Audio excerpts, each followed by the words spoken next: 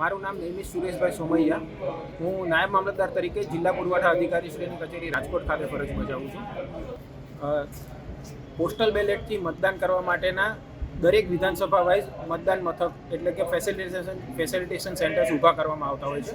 સરકારી કર્મચારીઓ કે જે પોતે ચૂંટણી ફરજ પર રોકાયેલા હોય એ મતદાનના દિવસે મતદાન મથક પર જઈને પોતે મતદાન કરી શકતા નથી, પોતાના મતાધિકારનો ઉપયોગ કરી શકતા નથી. એટલા માટે ચૂંટણી પંચ દ્વારા અલગથી પોસ્ટલ બેલેટથી સરકારી કર્મચારીઓના એટલે કે જે ચૂંટણી ફરજ પર રોકાયેલા હોય એવા કર્મચારીઓના મતદાન માટેની ખાસ સુવિધા ઊભી કરવામાં આવેલી હોય છે.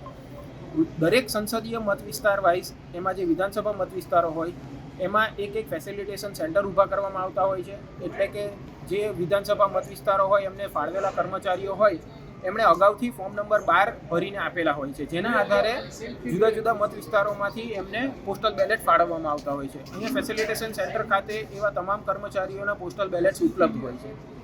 આ પોસ્ટલ બેલેટ્સ જ્યારે કર્મચારી પોતાનો એક માન્ય પુરાવો લઈને આવે કે ભાઈ અને બતાવે અહીંયા, ત્યારે એનું નામ આધારે એમને પોસ્ટલ બેલેટ ફાળવવામાં આવતું હોય છે. એ પોસ્ટલ બેલેટથી જે સરકારી કર્મચારી છે તે પોતાના મતાધિકારનો ઉપયોગ કરી શકે છે અને આ રીતે મતદાનમાં સહયોગી થઈ શકે છે.